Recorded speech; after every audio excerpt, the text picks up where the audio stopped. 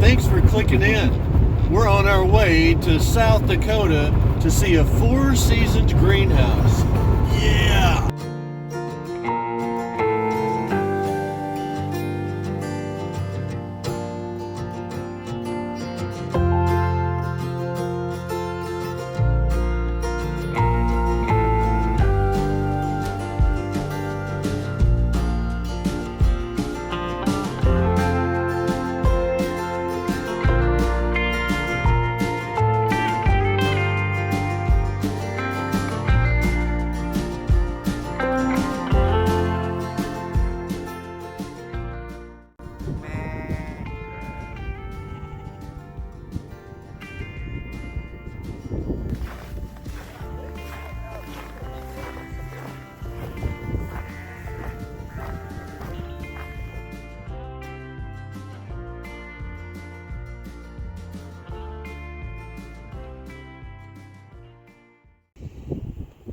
Here the fans just kicked in because the sun's shining. So I think right now I have the thermostat set at 65 or 70, somewhere in there, where it kicks in and stores. You can only heat as much as you have stored. Mm-hmm. So once you've used up what you have stored, you end up being more of just a geothermal heat system. How long did it take you to build this? It took me about a year. Okay. So, I mean, the design and planning stuff, I'd been reading research and stuff for years, together design guides for folks.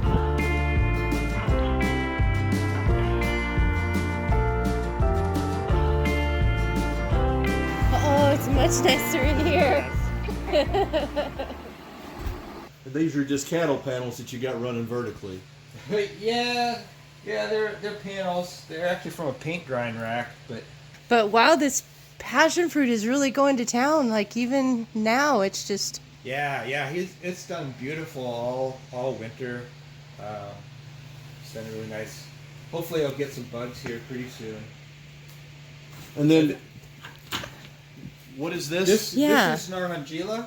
This one actually I had outside in our garden, and just before frost, I dug it up, put it in this pot, and brought it in. Okay. And some of the fruit are almost ready. So what is the fruit like? What does it taste like? I haven't gotten to eat it yet. Oh. So you don't know. But it's supposed to taste citrusy. Okay. Like Naranja is Spanish for little orange. Okay. Oh, okay. Naranja is orange.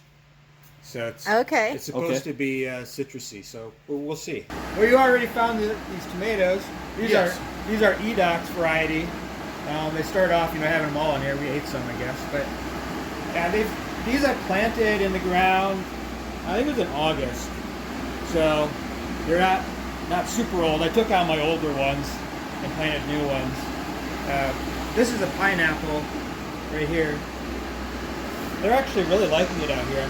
I'm surprised. I thought it'd be a little bit too cool. It gets down like in the 40s at night. Yeah, the pineapples are still looking pretty nice. Another one over there. This one's a little bit lighter colored because he was in the shaded spot. Look him over here. Wow, that's a really nice one, isn't it? Yeah. This here's tomatoes I just planted 3 weeks ago or so. I think it was still a little bit early for them. They got blooms on them now. Yeah, they're blooming and stuff. So what do we got going on over here? These look really nice and healthy over here along the. Yeah, so these are cauliflower. So any sort of brassicas, they're gonna love the cold. And actually, sometimes too warm, they don't really like it in here. But now they're looking gorgeous. Oh yeah. They are really nice. What kind of peppers are we going to put on there? These are Apocalypse Scorpion peppers. So they are hot. And they're actually mostly dormant right now. They have started. I did see there's some leaves starting now. It's been warm enough, often enough they're starting to come back. When I planted them here, as most of us northerners don't really know that much about these plants, when they're actually growing in their native habitat, it's a pepper plant's a 5-year lifespan. Yeah. But crap, I just put them here just because I had extra plants, and yeah. now they're going to be trees. I didn't know. Yeah. But, you wouldn't guess that about a pepper plant. Yeah. So, so as long as you can prevent them from freezing, they'll survive the winter. They'll go dormant, but they'll survive and be ready to go the next year. Those two are actually different type of peppers. Oh, okay. So there are 5 species of domesticated peppers. Okay. These habaneros and Carolina Reapers, they're dead. Well, I didn't even know that. And the apocalypse scorpions are Capsicum chinense is the genus and species. The standard bell pepper is Capsicum annum, the different species. These two here are Capsicum annums. They actually got little peppers on them. I see that. And I planted them same time I planted these. And it's just, I think it's the annums are a little bit more cold hardy and are fine. So what do you got growing over here? Is this peas? Yeah, yep, so I got peas. Peas are really good winter. Yeah, they look like they're really doing well. Yeah, and actually the ones shaded behind my cherimoyas are doing the best. This variety is like a very tendrily variety, so it's actually meant to eat the tendrils. Oh, really? Yeah. So that's interesting. I don't know. I don't think we should have planted them, because they don't produce peas as well as other varieties do. That's a good flavor, though. This is my cherimoya. I've got 5 different varieties of cherimoya grafted on it. You got Suriname cherries, Jabuticaba, pineapple, jackfruit. This is a rose apple. These are a soursop. They're sleeping for the winter. Peanut butter fruit. What is peanut butter fruit? I haven't tasted it, but the videos I watch on YouTube say it tastes like peanut butter. So interesting. So that'd be cool. Luke's Garcinia. Is Garcinia like? If you've heard of purple mangosteen. You have heard of purple mangosteen? Okay, it's related to that. Okay. So that's a hibiscus. Nara Angela we talked about. There's another cherimoya. So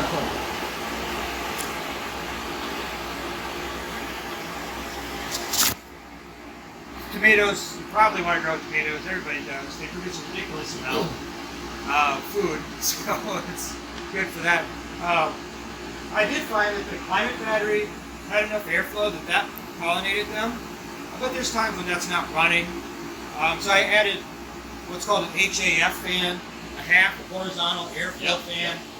I did that partially just to help with humidity in the winter time, but also to help with pollination. So 4 square feet per tomato plant, and he grows it for 10 months, and he gets 25 pounds. 25 to 30. 25 to 30 pounds of fruit. It depends a lot on your variety. Okay. And so this here's my row of tomatoes for this year.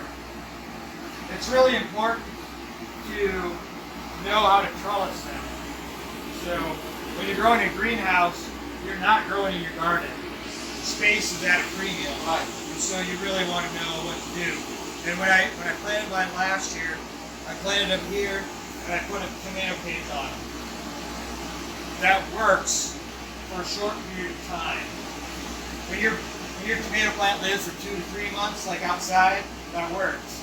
But when it's a year-old plant, you're got vines all over the place. So this here is a good example of what you can do. So the 4 square foot doesn't need to be like just right around it. It's just before you get to the next plant, so you get light into that canopy. So anyway, this is the trellis string. Tomatoes will continue to grow up that. You can see these, but these here won't last that long because you can't let them down. So you buy the spool type thing. So when it gets close to that spool, then you let that out, and you can let the vine down. You actually, these here will slide down this cable this way, wrap it around the corner, and you can keep going in circles, spiraling them. you're ready to get rid of the plants. So they end up just taking up that same square footage